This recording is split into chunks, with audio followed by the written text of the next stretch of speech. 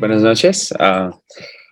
Eh, Quiero primeramente decir gracias a Dios y gracias a varios de ustedes quienes han estado preguntándome en cuanto a mi voz. Ya creo que estoy mejor, pero veremos.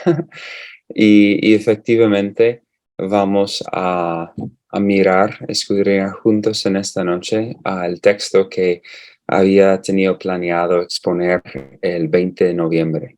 Entonces, si quieren, ya pueden ir, de hecho, a Isaías capítulo 42. Va a ser el texto que miramos en esta noche. Y, y sí, es un texto muy bello. Ha sido un placer realmente para poder conocer más a Cristo en el Antiguo Testamento. Entonces, espero que para ustedes también sea algo de edificación realmente ver a nuestro Redentor. Entonces, Isaías capítulo 42, vamos a leer todo el cántico del siervo del Señor, empezando en el versículo 1 y terminando en el versículo 9, pero concentrándonos en lo que quedó del estudio pasado. Y dice así: He aquí mi siervo, a quien yo sostengo, mi escogido en quien mi alma se complace. He puesto mi espíritu sobre él. Él traerá justicia a las naciones. No clamará ni alzará su voz, ni hará oír su voz en la calle. No quebrará la caña cascada, ni apagará el pabilo mortecino. Con fidelidad traerá justicia. No se desanimará, ni desfallecerá, hasta que haya establecido en la tierra la justicia, y su ley esperarán las costas.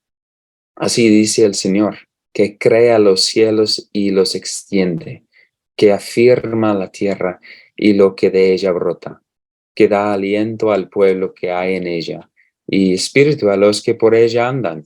Yo soy el Señor, en justicia te he llamado. Te sostendré por la mano y por ti velaré, y te pondré como un pacto para el pueblo, como luz para las naciones, para que abras los ojos a los ciegos, para que saques de la cárcel a los presos y de la prisión a los que moran en tinieblas. Yo soy el Señor, ese es mi nombre. Mi gloria a otro no daré, ni mi alabanza a imágenes talladas. He aquí las cosas anteriores se han cumplido, y yo anuncio cosas nuevas. Antes que sucedan, os las anuncio. Esa es la palabra inerrante de nuestro Dios. Y continuando entonces con nuestro estudio que hicimos hace un par de semanas, vamos a seguir contemplando a nuestro Señor por medio de este primer cántico del siervo del Señor. Y lo increíble es que Isaías realmente fue muy privilegiado en ver y contemplar la persona y el ministerio del Mesías siglos antes de su venida. Como he dicho, Isaías y muchos otros, de hecho, Isaías es el evangelista del Antiguo Testamento. Él describió más y mejor que cualquier otro autor del Antiguo Testamento la persona y la obra del siervo del Señor. Y el siervo del Señor es el Cristo prometido, el Mesías escogido y ungido, quien cumpliría la voluntad del Señor debido a la inhabilidad de Israel. Eso es algo que habíamos mencionado, que Israel también era considerado por Dios como su siervo, pero debido a su inhabilidad, Dios mismo levantaría un siervo perfecto para llevar a cabo el plan divino, el plan de Dios. Entonces, en esta noche vamos a mirar la garantía divina del siervo del Señor, la garantía divina del siervo del Señor. Y hoy veremos la garantía divina del siervo del Señor y cómo esa garantía divina reposa sobre tres particularidades de Dios. Primero, que reposa sobre la primacía de Dios. Segundo, cómo reposa sobre el plan de Dios. Y por último, cómo reposa sobre la palabra de Dios. La garantía divina del siervo del Señor debería darnos plena seguridad de la salvación efectuada por medio del siervo del Señor. Este texto muestra claramente, como muchos otros, que Dios siempre cumplirá su palabra y que la promesa de Dios, el pacto de Dios, es irrevocable. Entonces, primeramente, quiero mirar un poquito acerca de lo que ya hemos visto en este cántico de siervo para los que no estuvieron hace un par de semanas. Y primeramente vimos en este cántico la tierna misericordia del siervo del Señor, particularmente en la descripción y la disposición y el desempeño del siervo del Señor. El texto nos dice en el versículo 1, he aquí mi siervo, a quien yo sostengo, mi escogido, en quien mi alma se complace. El siervo del Señor fue el escogido y el amado del Señor, por cuanto era el amado Hijo eterno del Padre, el único capaz de llevar a cabo esa misión celestial. El texto sigue, he puesto mi espíritu sobre él. Él traerá justicia a las naciones. El Señor mismo había puesto su espíritu sobre él, ungiéndole abundantemente para cumplir perfectamente con sus tres ministerios, de ser el sumo sacerdote, el rey y el profeta del Señor. Nadie más antes había recibido semejante porción del Espíritu Santo para efectuar la voluntad divina. Además, se puede ver su disposición humilde y misericordiosa que fue ejemplificado por medio de este siervo. En el versículo 2 y el versículo 3, no clamará ni alzará su voz, ni hará oír su voz en la calle, no quebrará la caña cascada, ni apagará el pabilo mortecino, con fidelidad traerá justicia. El siervo del Señor trae la justicia del Señor a las naciones, pero no por medio de la fuerza ni la violencia, como muchos otros reyes en la antigüedad, sino que Él lo haría por medio de la humildad y la mansedumbre. Y por último, en el versículo 4, no se desanimará ni desfallecerá hasta que haya establecido en la tierra la justicia, y su ley esperarán las costas. El siervo no descansará hasta llevar a cabo la misión divina. Él será eficaz en su propósito. Ahora, el cántico va a dar la certeza, la seguridad y la garantía de todo lo que fue descrito anteriormente. Todos los cánticos del siervo del Señor tienen semejantes garantías donde el Señor mismo asegura su cumplimiento.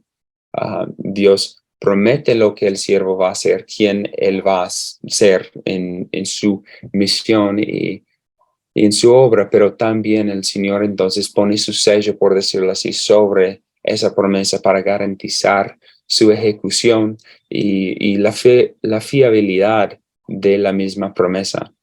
Entonces, esta garantía divina del siervo del Señor en este primer cántico es lo que vamos a ver. ¿Y por qué debemos, por lo tanto, tener seguridad y plena confianza en la salvación efectuada por medio del siervo del Señor? Entonces, primeramente, la garantía divina del siervo del Señor reposa sobre la primacía de Dios. Reposa sobre la primacía de Dios. En el inicio de esta segunda parte del cántico del siervo del Señor, vamos a observar cómo Dios establece su primacía como el creador. Los cuatro participios en el versículo 5 que son empleados en hebreo aquí son creado, extendido, afirmado y dado. Describen la relación que el Señor tiene con su creación, enfatizando su primacía sobre ella. Pero dentro de esa primacía de Dios como el creador, Isaías nos enfatiza tres aspectos de su primacía. Primero, se establece la primacía de Dios como el creador del universo celestial. En el versículo 5 empieza diciendo así: así dice el Señor, que crea los cielos y los extiende. Simplemente vamos a ver varias afirmaciones que el Señor es el creador del universo. No es nada extraño, pues en repetidas ocasiones la Biblia afirma que el Señor es el creador. Pero solamente para mirar unos ejemplos en el libro de Isaías, se puede mirar Isaías 40, versículo 12, que dice: ¿quién midió las aguas en el hueco de su mano? Con su palmo tomó la medida de los cielos. Con un tercio de medida, calculó el polvo de la tierra, pesó los montes con la báscula y las colinas con la balanza. Ahí podemos ver esas preguntas retóricas apuntando a que, pues obviamente es el Señor quien lo ha hecho. Y también en Isaías, el mismo capítulo 40, versículo 22, dice así: Él es el que está sentado sobre la redondez de la tierra, cuyos habitantes son como langostas. Él es el que extiende los cielos como una cortina y los despliegue como una tienda para morar. Es que estoy solo con Eleanor, entonces ella va a acompañarme ya. ¿Listo? Entonces aquí estamos viendo cómo el Señor es quien ha creado y extendido los cielos. Primero entonces se establece la primacía de Dios como el creador del universo celestial. Y ahora segundo, se establece la primacía de Dios como el creador del mundo terrestre. Ahora, mirando en el mismo versículo que sigue, que afirma la tierra y lo que de ella brota. Cabe mencionar lo obvio: si el Señor es creador del universo celestial, lo cual es lo más grande, lo cual es mucho más compleja, entonces Él obviamente sería también el creador del mundo terrestre. Por ejemplo, en el mismo libro de Isaías, capítulo 45, versículo 18, dice así: porque así dice el Señor que creó los cielos. Él es el Dios que formó la tierra y la hizo. Él la estableció y no la hizo un lugar desolado, sino que la formó para ser habitada. Yo soy el Señor y no hay ningún otro. Se puede observar ahora lo mismo también en Isaías capítulo 44, versículo 24. Así dice el Señor, tu Redentor, el que te formó desde el seno materno. Yo, el Señor, creador de todo, que extiendo los cielos, yo solo, y afirmo la tierra sin ayuda. Aquí los textos establecen el Señor como creador, no solamente de la tierra, sino además de lo que en ella se habita. Y aquí, particularmente en Isaías 42, versículo 5, que afirma la tierra y lo que de ella brota. Entonces, el énfasis en este pasaje está sobre toda la vegetación que brota de la tierra. Entonces, segundo, se establece la primacía de Dios como el creador del mundo terrestre. Y por último y tercero, se establece la primacía de Dios como el creador de la humanidad.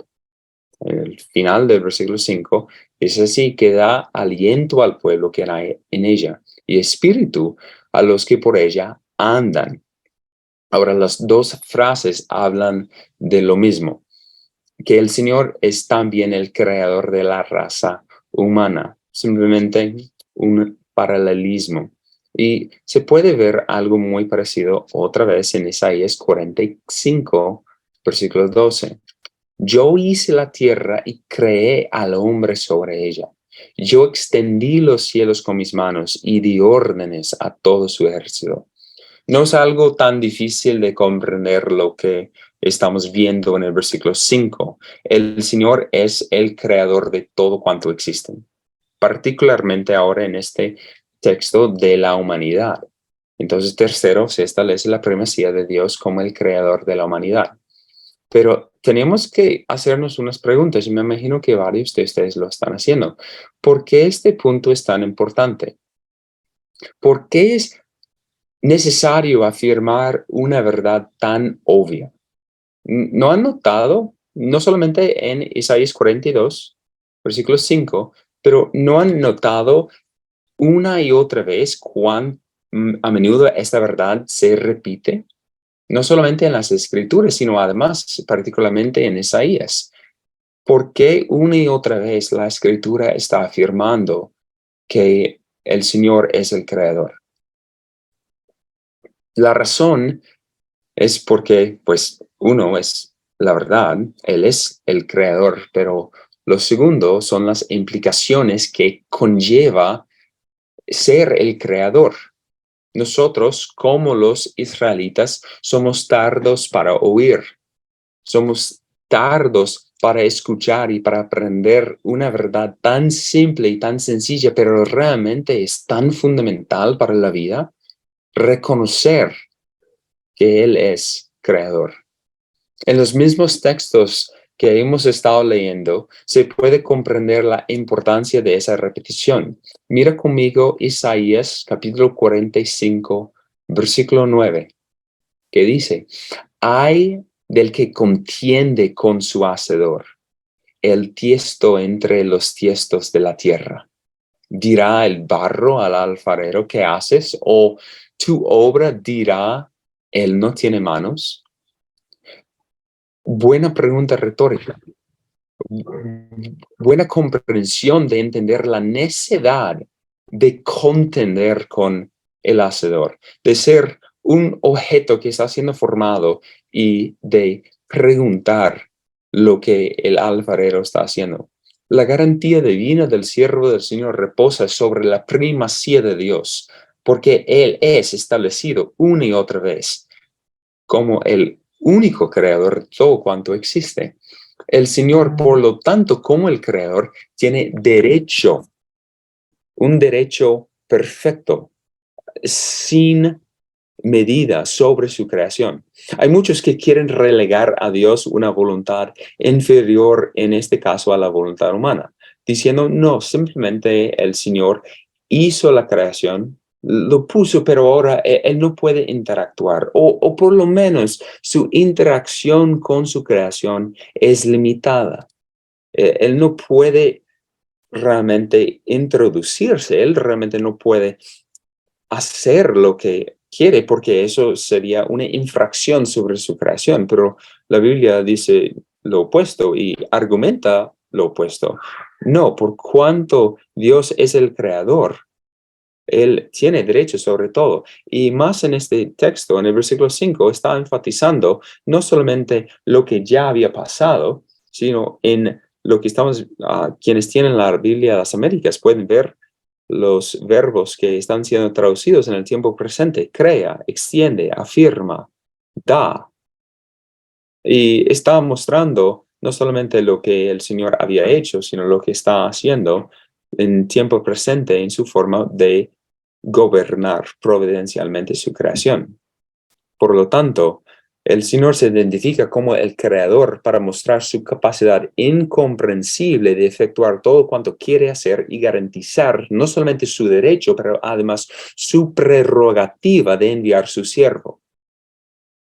El Señor es creador y por lo tanto, Él tiene derecho sobre su creación. Él está garantizando lo que va a hacer con el siervo del Señor. Entonces, primero, la garantía divina del siervo del Señor reposa sobre la primacía de Dios. Segundo, la garantía divina del siervo del Señor reposa sobre el plan de Dios. El plan del Señor en cuanto al siervo del Señor se ve en dos relaciones en este texto, en el versículo 6 y 7.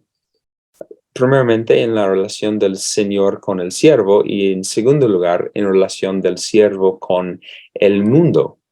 Entonces, primeramente, el plan de Dios en relación del Señor con el siervo. El texto dice: yo soy el Señor, en justicia te he llamado, te sostendré por la mano y por ti velaré. El énfasis en la oración cae sobre yo. El Señor está enfatizando que es Él mismo quien está hablando. Yo soy el Señor. Aquí se puede ver nuevamente el Señor hablando directamente al siervo escogido, a su siervo. En justicia te he llamado, no está diciendo en justicia le he llamado, le sostendré, lo sostendré. No, está hablando directamente al siervo amado, a su siervo ungido.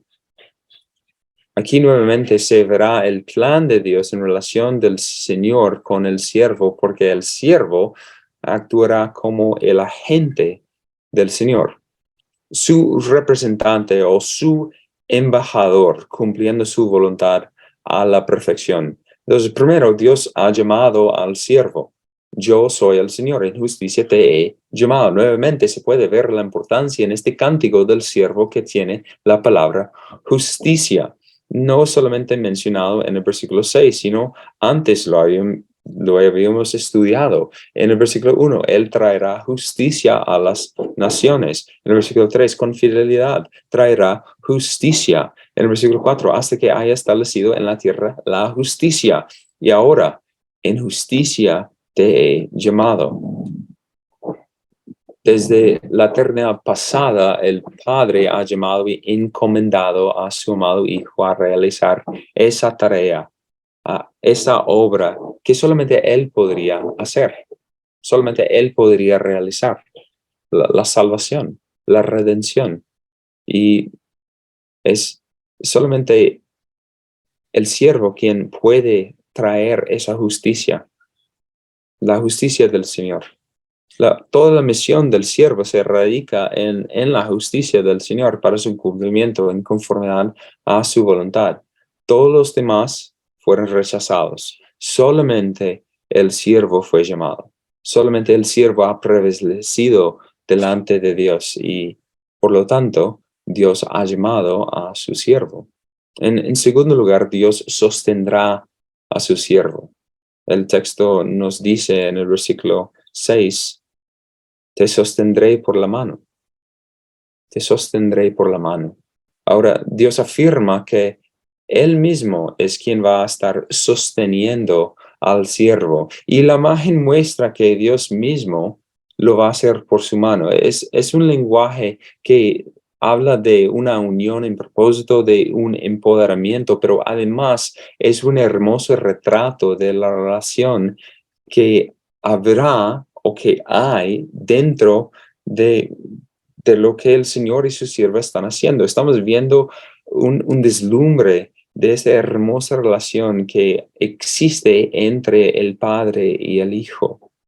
Y cómo es el Padre quien le va a sostener por la mano para que Él pueda cumplir con su misión.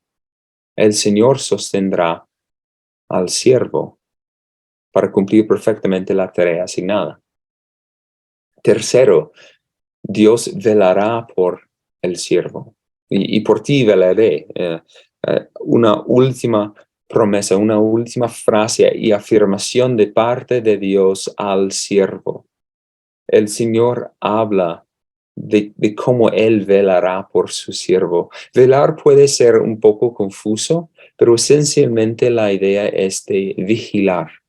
El Señor va a velar o vigilar la misión del siervo. Ahora, eso no quiere comunicar que el Señor no confía en que el siervo llevará a cabo la misión, sino que se refiere a la supervisión divina, donde hay un ejercicio perfecto de la tarea del siervo, porque es el Señor quien va a estar velando, va a asegurar el cumplimiento perfecto de aquella misión divina. Entonces, tercero, Dios velará por el siervo. Y ahora, primero, entonces, lo que hemos visto aquí, el plan de Dios en relación del Señor con el siervo se ve en que Dios ha llamado al siervo, Dios sostendrá al siervo y Dios velará por el siervo. Dios está afirmando lo que va a hacer. Pero segundo, el plan de Dios tiene que ver también con la relación que el siervo tiene con el mundo. Y esto es lo que fue enfatizado anteriormente en los versículos 1 al 4, pero ahora también lo podemos ver en el resto del versículo 6 y el versículo 7. Y el texto nos dice así: y te sostendré como pacto para el pueblo, como luz para las naciones, para que abras los ojos a los ciegos, para que saques de la cárcel a los presos y de la prisión a los que moran en tinieblas. Estamos leyendo el Antiguo Testamento, estamos viendo una profecía acerca del Mesías venidero, y solamente al leer estas palabras podemos ver nuestro Mesías, podemos ver nuestro Salvador, quien nos ha rescatado. Entonces, qué emoción poder ver lo que eso significa. El plan de Dios obviamente tiene que comunicar la relación del siervo con el mundo. Y primero, Dios pondrá al siervo como el pacto para con el mundo. y te pondré como pacto para el pueblo, como luz para las naciones. Aunque se podría todavía tratar la relación entre el Señor y el siervo en este versículo por cómo el Señor obviamente sigue hablando al siervo y te pondré, pero claramente la relación de mayor importancia tiene que ver con el beneficio que representa la relación entre el siervo y el mundo. El Señor el siervo, perdón, ha sido escogido, ha sido ungido, ha sido llamado, ha sido sostenido o al menos prometido para ser sostenido y será velado por el Señor para que el siervo pueda ser establecido por Dios como un pacto. Y nota que el texto, o más bien nota lo que el texto no está diciendo. El texto aquí no está diciendo que el siervo del Señor será el intermediario del pacto o que va a traer el pacto a las naciones, aunque semejante noción es obviamente implicada en el texto, pero por alguna razón peculiar, el siervo será el mismo pacto. O por lo menos es comparado en el texto con un pacto.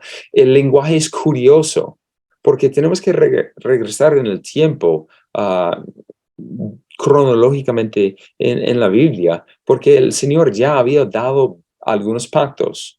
Y tenemos solamente que mirar un pacto en el pasado, Deuteronomio 29:9, que dice, guardad pues las palabras de este pacto y ponedlas en práctica para que prosperéis en todo lo que hagáis. Deuteronomio, obviamente, es el pacto que Dios había hecho con su pueblo Israel justo antes de entrar a poseer la tierra prometida, ya con la generación que iba a poseer la tierra. Pero no solamente Dios había hecho un pacto con Israel, sino además ya había hecho un pacto con Abraham y después había hecho un pacto con David. Uh, pero aquí no está hablando de un pacto que Dios había hecho antes.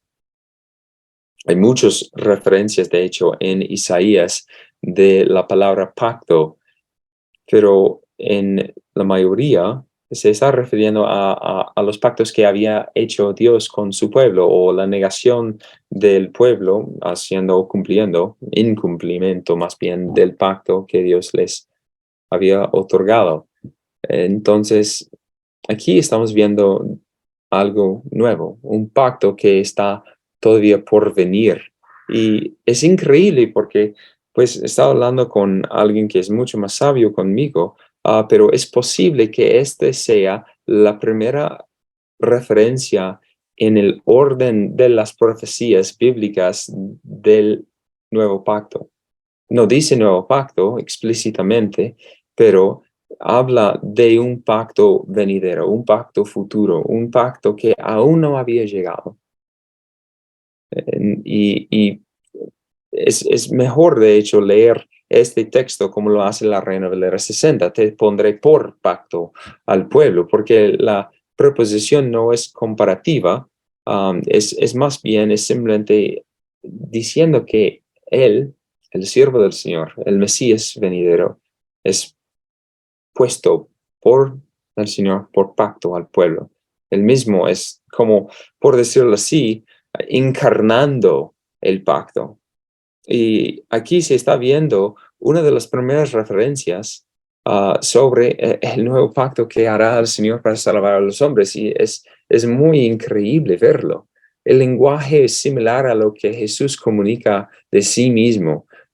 Ustedes ya lo saben seguramente, Juan 11:25, yo soy la resurrección y la vida. Hablando, demostrando cómo el siervo es el mismo pacto. En una palabra, el siervo será el pacto encarnado del Señor a favor de su pueblo. Es importante notar lo que el texto dice, y te pondré como pacto o por pacto para el pueblo, como luz para las naciones. Aquí los que toman las dos frases para hablar de dos tareas para dos pueblos diferentes, hay algunos que lo entienden de esa forma. Claramente, cuando en la Biblia y más en el Antiguo Testamento se refiere al pueblo, está pues sin necesidad de distinguir qué es el pueblo de Dios, realmente es el pueblo. Y ahora las naciones, está hablando a los gentiles, a los que están lejos de Israel. Pero es preferible ver las dos frases como un paralelismo, que ambos, judíos y gentiles, serán los benefactores del siervo del Señor, quien será por pacto y por luz. En este caso, la realidad de que el siervo es una luz para las naciones fue revelada anteriormente en Isaías 9:2. Isaías 9:2 dice: el pueblo que andaba en tinieblas ha visto gran luz. A los que habitaban en tierra de sombra de muerte, la luz ha resplandecido sobre ellos. Se puede claramente identificar esta luz con el Mesías prometido. Es expresamente articulado también en el Evangelio de Juan, en el capítulo 1, versículo 9. Existía la luz verdadera que al venir al mundo, alumbra a todo hombre. Cristo es quien el Padre establece por pacto para con el mundo y como la luz verdadera. Solamente el Cristo puede alumbrar a todo hombre con la verdad de su comisión y la verdad de Dios. La maravilla es que el siervo hará un pacto no solamente con los judíos, y por eso es importante ver el paralelismo como luz para las naciones. No solamente es para Israel, eso es algo que ya hemos visto antes. En el versículo 1, Él traerá justicia a las naciones.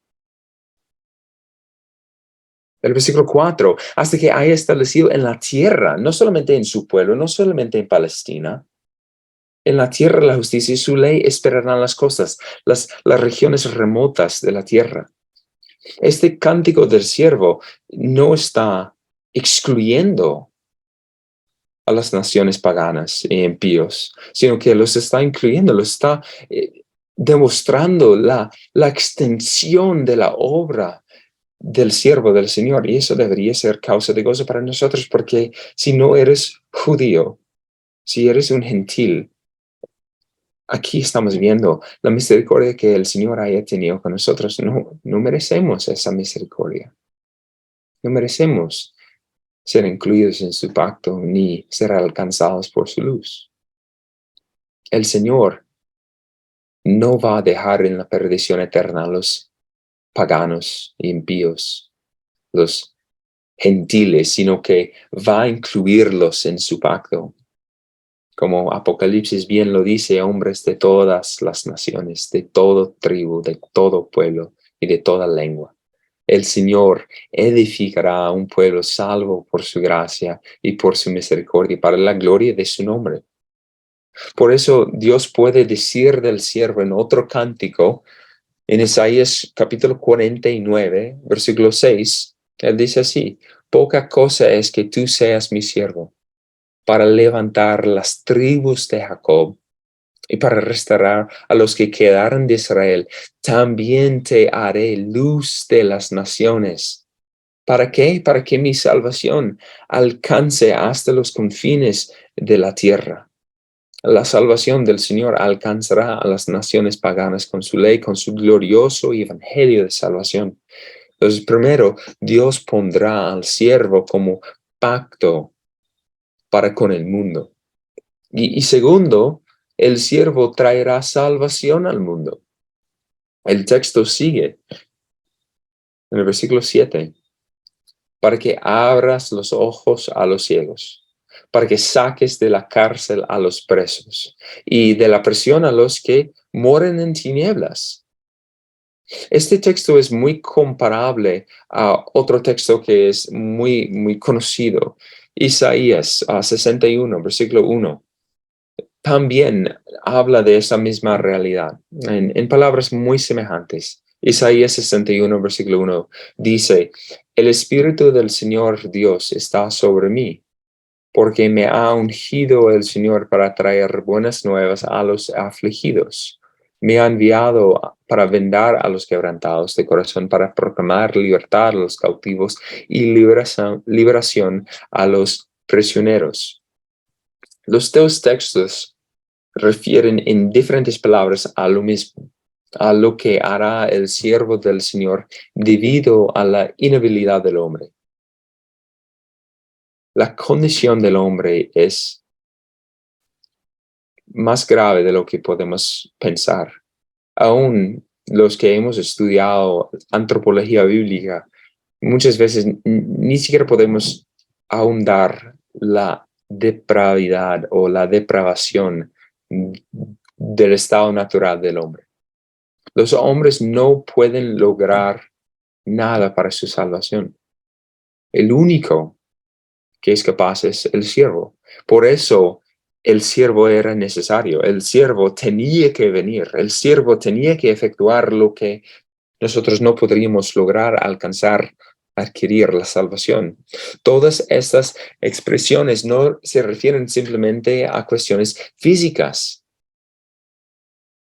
sino que habla de otras realidades más profundas, porque es fácil, de hecho, simplemente quedar en cuestiones fisiológicas.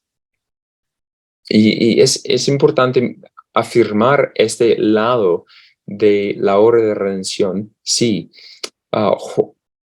Jesús, cuando él fue interrogado por los discípulos de Juan el Bautista, él tenía que explicarles en Lucas 7:22, id y contad a Juan lo que habéis visto y oído. Los ciegos reciben la vista, los cojos andan, los leprosos quedan limpios y los sordos oyen, los muertos son resucitados y a los pobres se les anuncia el evangelio. La idea aquí claramente en lo que Lucas está afirmando, más bien lo que Jesús está contando a los discípulos de Juan el Bautista, es que mira, hay evidencias de que el Mesías ha venido. Estoy cumpliendo con algunas profecías del Antiguo Testamento, pero la idea comunicada detrás de estas afirmaciones no solamente se radica en sanidades físicas, no solamente en cuestiones fisiológica, sino habla y apunta más a lo que va a ser el siervo del Señor en la obra salvífica. Tenemos que leerlo todo para ver el progreso. Yo soy el Señor, en justicia te he llamado, te sostendré por la mano y por ti velaré, y te pondré como pacto para el pueblo, como luz para las naciones. Ahí, ¿qué es lo que el Mesías va a hacer? ¿Qué es lo que él va a lograr? Como pacto, como luz. ¿Para qué? Ahora es con la finalidad o el propósito de lograr las siguientes dos cosas. Para que abres los ojos a los ciegos, para que saques de la cárcel a los presos y de la prisión a los que moran en tinieblas. Otra vez estamos viviendo otro paralelismo en estas últimas dos expresiones. Pero aquí estamos viendo dos afirmaciones o dos propósitos que tienen que ver con la obra salvífica que solamente hará el siervo del Señor. La ceguera no solamente refiere a algunos ciegos, porque en tal caso, sinceramente, muy pocas personas serían beneficiadas por la venida del siervo del Señor. Claro, en el tiempo del ministerio de Jesús, hubieran varios ciegos, pero no hubieran miles ni 10,000 de ciegos en ese tiempo. No, estaba hablando acerca de la ceguera de los hombres, su inhabilidad de poder ver su estado espiritual. Algunos ya pueden identificar eso con la ceguera espiritual. Jesús reprendió a los fariseos en múltiples ocasiones, llamándoles ciegos, guías de ciegos. Y es lo más impresionante, solamente por pensar, los fariseos deberían haber tenido la mayor revelación, o pues la mayor comprensión de la revelación de Dios, y aún ellos fueron llamados ciegos, guías de ciegos.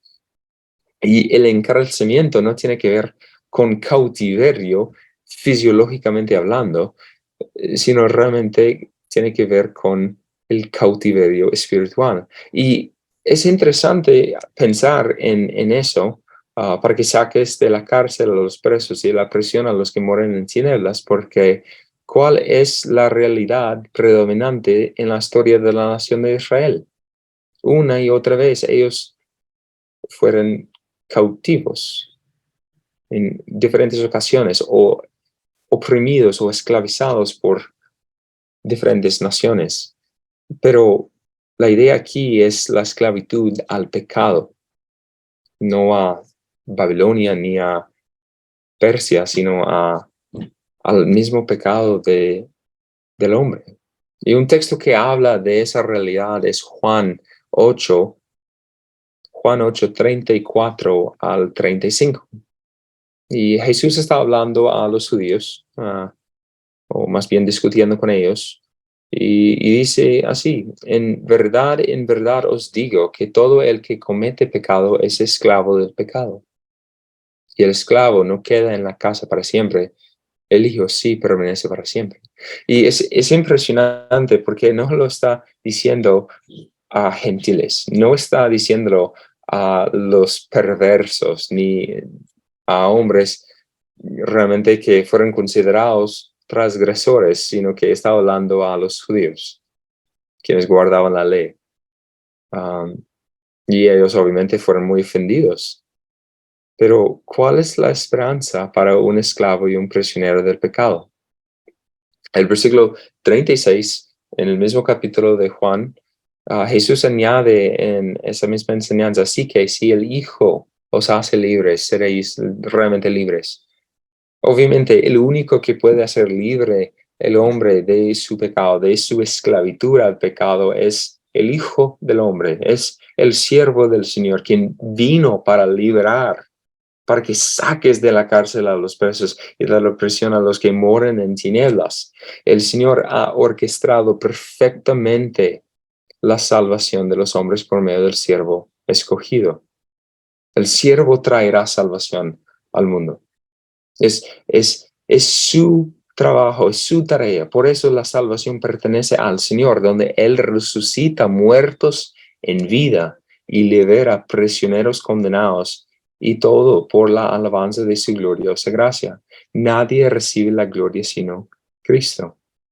Dios ha dispuesto todo para su cumplimiento perfecto de la tarea asignada y ha garantizado la eficacia de la salvación dado que el mismo siervo traerá al mundo, libertando a los cautivos y abriendo los ojos de ciegos, resucitando muertos. Segundo, entonces, la garantía divina del siervo del Señor reposa sobre el plan de Dios. Es su plan y es perfecto y es glorioso. Y tercero y por último, la garantía divina del siervo del Señor reposa sobre la palabra de Dios. Los últimos dos versículos. Aquí vamos a ver cómo el Señor termina este primer cántico subrayando la plena seguridad que tendrá el siervo, y reposa esencialmente porque Dios ha hablado. ¿Por qué podemos confiar en este cántico? ¿Por qué podemos confiar cuando Dios ha prometido algo, o que tiene un plan, o tiene cualquier afirmación, los indicativos que nos ayudan a saber las verdades? ¿Por qué podemos tener confianza en la Biblia? Porque Dios ha hablado. Porque Dios ha hablado. Entonces, primero, la palabra de Dios es garantizada por el nombre de Dios. El texto enfáticamente dice: yo soy el Señor. Ese es mi nombre. Mi gloria a otro no daré, ni mi alabanza a imágenes talladas. El Señor garantiza el cumplimiento perfecto del siervo del Señor sobre su palabra, en base a lo que Él ha dicho, en particular, sobre su nombre. Para uno es posiblemente insignificante esta afirmación, que la palabra de Dios es garantizada por el nombre de Dios, que suena como algo raro, pero en la antigüedad la misma palabra de un hombre era suficiente para entrar en un contrato, un compromiso. Aún acá en Colombia, yo recuerdo de historias de algunos de los viejos que dijeron que solamente afirmando, comprometiéndose con la boca, era un contrato oficial y legal. Ya no, pero antes sí. Y el Señor está afirmando en base a su propio nombre, lo cual es santísimo, la veracidad de todo lo que ha estado diciendo en este hermoso cántico del cielo. Parece extraño que el Señor de hecho tiene que decir eso. Yo soy el Señor. Ese es mi nombre. Parece algo innecesario, algo que sobra, como pues obvio es tu nombre. Eh, no hay otro que tiene ese nombre, pero debemos recordar que los nombres del Señor no solamente son títulos, sino que son revelaciones de su naturaleza y de sus perfecciones. Sus nombres comunican quién Él es. Entonces, aquí estamos viendo la confirmación y la seguridad que tiene el cántico siendo basado en el mismo nombre de Jehová, el nombre del pacto que Dios ha hecho con su pueblo. Y tenemos que volver a Éxodo, capítulo 3, para ver lo que está afirmando el Señor acerca de sí mismo. Éxodo 3, versículos 14 al 15 dice así, para poder apreciar eternamente esta afirmación. Y dijo Dios a Moisés, yo soy el que soy. Y añadió, así dirás a los hijos de Israel, yo soy, me ha enviado a vosotros. Dijo además Dios a Moisés, así dirás a los hijos de Israel, el Señor, el Dios de vuestros padres, el Dios de Abraham, el Dios de Isaac, y el Dios de Jacob me ha enviado a vosotros. Este es mi nombre para siempre, y con él se hará memoria de mí de generación en generación. Voy a repetir la última parte porque es tan importante de ver cómo el mismo nombre del Señor es una garantía suficiente para toda promesa y toda afirmación. Este es mi nombre para siempre, y con él se hará memoria de mí de generación en generación. Esta revelación divina tiene que ver con la aseidad de Dios, hablando de su autosuficiencia y su autoexistencia. Pero el Señor conecta su nombre eterno con su pacto y con su pueblo. El Señor entrelace su nombre con su fidelidad. Este es el primer cántico y la garantía divina, la garantía del éxito del siervo reposa sobre el mismo nombre de Dios. El mismo nombre del Señor es empleado para justificarse a sí mismo. No sé si se acuerdan aún antes cuando el Señor juró por su propio nombre, porque no existía otra persona, otro nombre superior a que él podría jurar su promesa a Abraham. El Señor no tomará su nombre en vano. Cuando Él afirma algo, cuando Él promete algo, hay plena seguridad en su cumplimiento, en su veracidad. La implicación es que el Señor será fiel como su propio nombre siempre y siempre ha permanecido. Se hará en memoria de mí de generación en generación. Para siempre este ha sido y es y será mi nombre. Solamente hay confianza y seguridad. No hay duda, no hay variación, no hay posibilidad de fracaso, no hay inseguridad, no hay incertidumbre alguno, no hay oscilación, no hay fluctuación, no hay titubeo, no hay temor, no hay posibilidad de fracaso. Por eso el Señor no dará su gloria a nadie más. La gloria es del Señor por los siglos de los siglos, por cuanto es su plan de redención, por cuanto es su obra.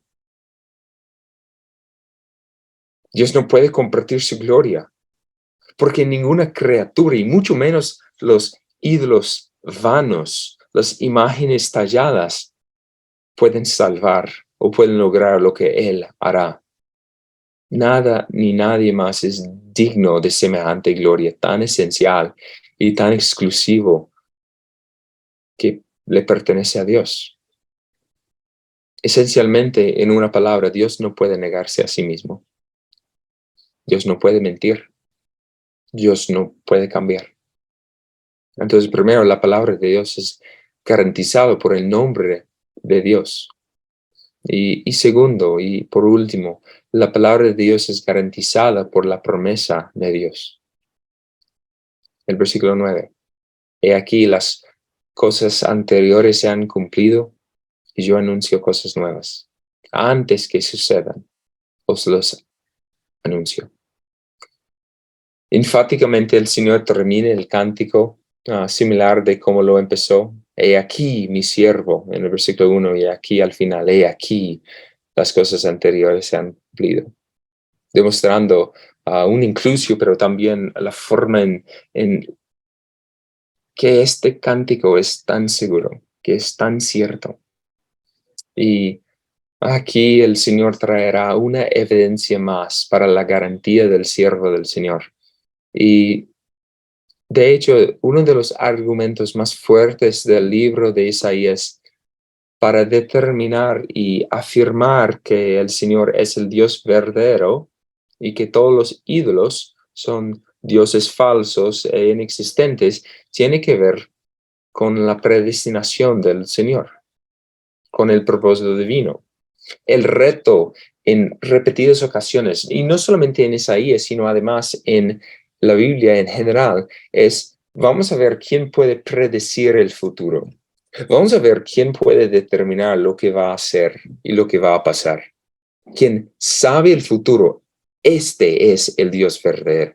Pero además, en Isaías es algo curioso y lo vamos a leer. No solamente Dios hace el desafío con los ídolos en base a lo que no ha sucedido, pero además en lo que ha sucedido en el pasado, pero sabiendo por qué.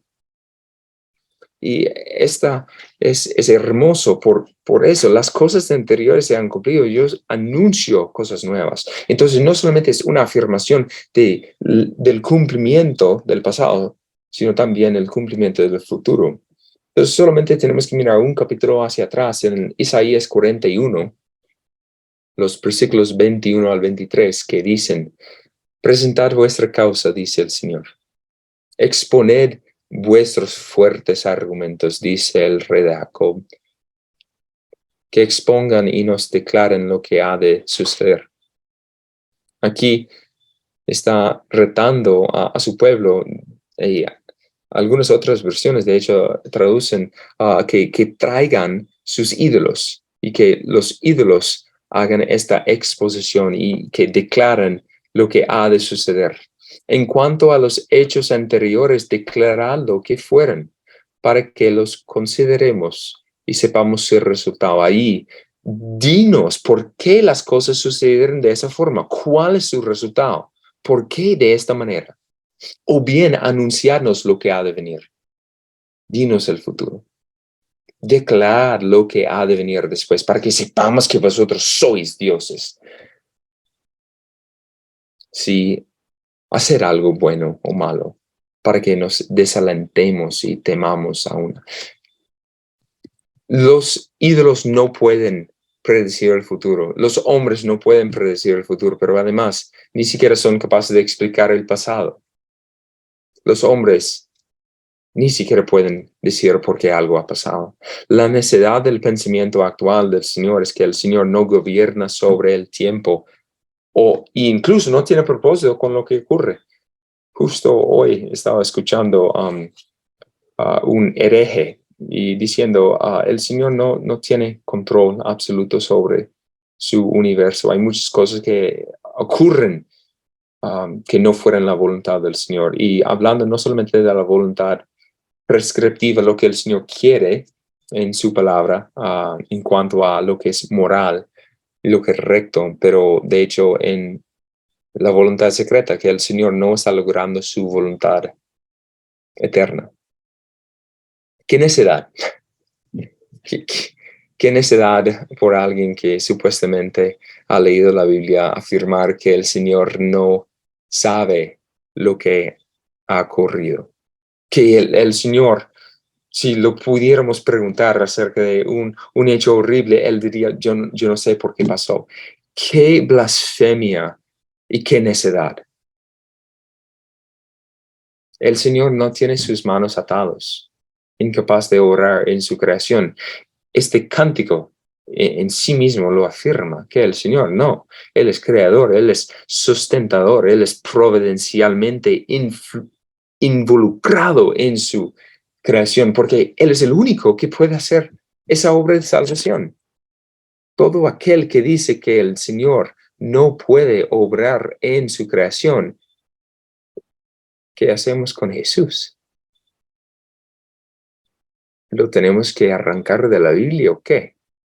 No, hermanos, amados míos, no. El Señor es soberano sobre su creación y el Señor es soberano sobre su voluntad y el Señor es soberano sobre la historia. Él no solamente predice el futuro, sino Él lo lleva a cabo conforme a su beneplácito para su gloria, porque de otra forma no hay manera alguna de garantizar la misión del siervo del Señor. Solamente debido a que Dios es soberano, solamente debido a que el Señor va a cumplir su palabra, podemos reposar y confiar. Segunda, la palabra de Dios es garantizada por la promesa de Dios. Entonces, aquí en este tercer punto, hemos podido ver que la garantía divina del siervo del Señor reposa sobre la palabra de Dios. El Señor cumplirá su palabra. Hemos visto cómo la garantía divina del siervo del Señor reposa primeramente sobre la primacía de Dios. El Señor es creador y es sustentador de su creación. Él puede hacer lo que le complace. Segundo, la garantía divina del siervo del Señor reposa sobre el plan de Dios. El plan de Dios es preciosísimo. Es allí donde radica nuestra confianza, que no depende de nosotros, sino que depende de Él y de su sabiduría, de su conocimiento, de su inteligencia, de su bondad. No depende del hombre, sino depende de Él. Y por último, la garantía divina del siervo del Señor reposa sobre la palabra de Dios. Es decir, si el Señor no cumple su palabra, es imposible. No podemos ni siquiera pensar en semejante situación hipotética porque no es blasfemia. El Señor cumplirá su palabra. El Señor es fiel a su pacto. El Señor sostendrá su siervo por su mano. El Señor velará por su siervo.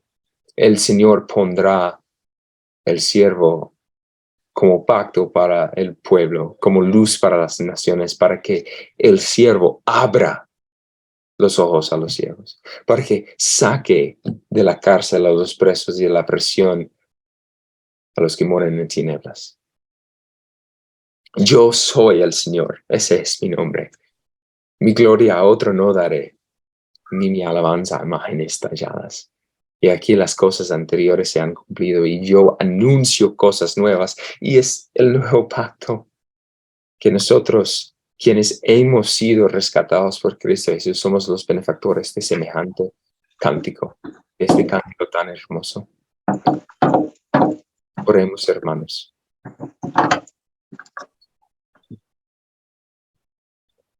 Oh, amado Señor, qué increíble es poder estudiar y meditar en este cántico del siervo. Ayúdenos a amar a Cristo más. Ayúdenos a quedarnos impresionados por el amor con que nos has amado y las seguridades que has puesto sobre el siervo, sobre el pacto hecho en su sangre. Ayúdanos a no ser tan negligentes en buscar a conocer más a nuestro Señor y Salvador. Ayúdanos cada día a contemplar la belleza y la hermosura de nuestro Señor. Guárdanos de pensar más en otras cosas. Poned en nuestras mentes a Cristo, por favor. Ponle delante de nuestros rostros. Fija nuestras mentes en Cristo. Gracias a tu promesa, gracias a tu pacto, gracias a tu palabra, gracias a tu prominencia, gracias a tu persona, gracias a tus perfecciones. Tú eres el Señor, ese es tu nombre. A ti sea la gloria por los siglos de los siglos. Amén.